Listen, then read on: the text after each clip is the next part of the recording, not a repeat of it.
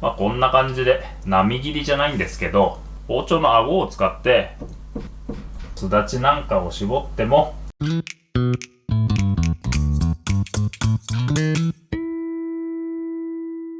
はい、今日はこちらですね、水ダコ。かなり大きなタコなんですけれど、こちらのタコ足を使ってお刺身とお寿司を作っていこうと思いますと。水ダコっていうのはね、生のまま流通するものもあるんですけれど、こちらはね、もう茹でてある水ダコでして、こんな感じでね、切ってみると分かるように、中までしっかりと入った状態でね、このタコ足は流通しておりますと。今ね、なんでこれ足先と根元とで切り分けたのかと言いますと、タコっていうのはね、こんな感じでね、足の太さが違う分、足の先はしっかり火が入りやすくて、こっちのね、太い部分っていうのはなかなかに火が入りにくいので、こっちのね、太い方っていうのは若干ね、生っぽい食感が残っているので、根元と足先とで切り方を変えると美味しく食べることができるのかなということで、ちょっとね、切り分けてみましたと。ここからね、お刺身を作っていくんですけれど、お刺身のね、作り方っていうのは大きく2種類ありまして、一つはね、こういった形でそのまま切っていく方法と、あとね、もう一つはこれね、タコが嫌いという方に多いのが、このね、皮のブルブルが気持ち悪いなんて方もいると思うので、そういう方用にね、こんな感じで、先にね、皮だけ外してしまう方法と、2種類がありますよと。皮の外し方はね、比較的簡単でして、よーく見ると、ここがね、うっすらと丸く円になっていると思うんですけれど、身の部分と皮の部分の境目に包丁を入れて、ただ動かすだけと。一旦皮と身の間に入れば、自然とね、包丁を上下に動かすだけで皮と身がこういった形で離れていくので、作業自体はさほど難しい作業ではないのかなと。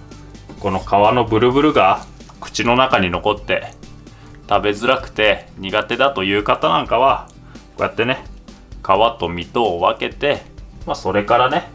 お刺身に切ると美味しく食べられるのかなと。皮を外した身は、こういった形でね、1枚2枚と切っていけばいいんですけれど、タコっていうのはね、結構弾力があって切りづらいので、刺身に引く場合はね、こんな感じで波切りじゃないんですけど、こうね、包丁を前後にゆらゆら動かしながら切ると、断面に波模様もつけながら、切っていくことができるので、こういった切り方もありますよと。皮を外すと結構ロスが出てしまうんですけれど、タコのね、皮は食感が悪いんですけれど、こっちのね、吸盤の部分、この吸盤の部分はなかなかに食感があって美味しいと思いますんで、こんな感じでね、吸盤だけ切り分けて一緒にね、盛り付けたりすると、食感の違うね、部位を2箇所味わうことができるのかなと。こっちの皮付きのまま切る場合、この場合なんかもね、こんな感じで切っていけばいいと思うんですけれど、皮が残るとどうしてもね、食感が悪くて口の中で噛み切れないなんて場合もあるかと思うので、そういった場合はね、この包丁の顎を使ってこんな形でね、この格子状に顎でね、 2,3 回タコの身を叩いてから盛り付けると、口の中で歯切れよくね、タコを楽しむことができるのかなと。ちょっとした小技ではあるんですけれど、よかったらね、試してみてくださいと。まあ今ね、こちらの太い部分、皮付きのまま切る場合と、皮を外してお刺身に切る場合と、2種類ね紹介したんですけれど、こちらの足先のね結構しっかりめに火の入った部分はどうすればいいのかと言いますと、この部分はねいわゆるタコブツ、薄く切らずにブツブツっとね切って、硬いタコのミシミシっとした食感を味わうのが、美味しく食べるコツかななんて思ったりしますかね。見てわかる通り、この部分はねタコの皮なんですよ。もしねこの部分が気になるなんて場合は、皮の部分を切り離して、それからね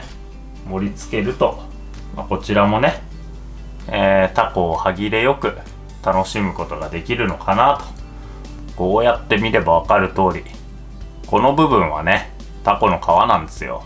食べやすいように包丁を入れてからお召し上がりくださいと。盛り付けるだけなんですけれど、盛り付ける場合はねこんな感じで3種類違う切り方をしたのであれば、この3種類をねちょっと大きめの器に収まりよく盛り付けるのが良いのではないかと思いますんで、それぞれを一つのブロックにまとめて盛り付ければ良いのかなと思いますんで、薬味はねわさびはもちろんね、すだちなんかの柑橘も、タコとは非常にね相性が良いので、すだちを添えて塩とすだちで食べても美味しいですし、あとはねこういった形で万能ネギなんかを刻んでネギとポン酢で食べても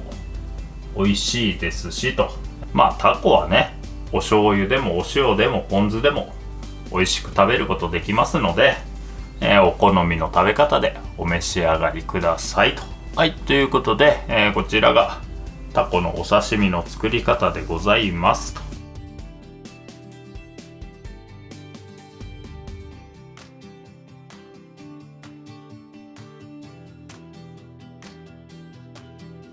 はい、続いて、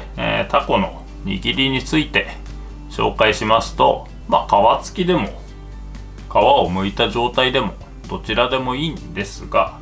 皮をね剥いた状態のタコはこういった形でねお刺身に切ったようにまっすぐに切っていくと、このね板が広く取れないので、斜めに包丁を入れてある程度ねお寿司として成り立つような広さに板を取ってから、握っていきますと。こちらのね皮付きのまま使う場合は、これはねそのままねこう切りつけても板は取れるんですけれど、お寿司っていうのはねシャリとこのネタの一体感がね非常に美味しい食べ物であるので、なるべくねこの皮はね削ぎ落としておきたいんですよ。ブヨブヨっとして噛み切りづらい部分ではあるので、この部分の皮を最初にね削ぎ落としてから、それから、寿司ネタにね切りつけていきますと。この2つの切り付けを比較すると、食感自体はね皮を落としてから切りつけた方がシャリとは馴染みやすいんですけれど、見てわかる通りね、タコというのはこの吸盤がね特徴的な食材でもあるので、皮付き吸盤付きの方が見た目はねタコっぽい見た目になりますよと。そのまま握ってもいいんですけれど、お刺身と同様にね包丁のね刃元を使って十字に包丁を入れておくと、握った際にねシャリとの馴染みが良くなりますので、こんな感じでちょっとね包丁を入れてから握ると食感の良いお寿司になるのかなと。これね握る際は皮付き皮なしどちらの切り付けでも一緒でして、シャリとねタコがしっかりと一体となるように、苦手でなければ間にわさびをかませてこういった具合で、握ってお召し上がりくださいと。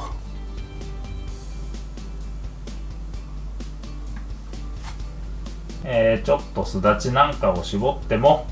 美味しく食べることができますしと。これね、単純に見た目だけで言うと皮付きの方がね、ここに赤が入る分見た目は華やかに見えたりもしますかね。見た目と味と好みの切り付けで握ってみてくださいませと。ということで、本日はタコのお刺身とタコの握り方の動画でございます。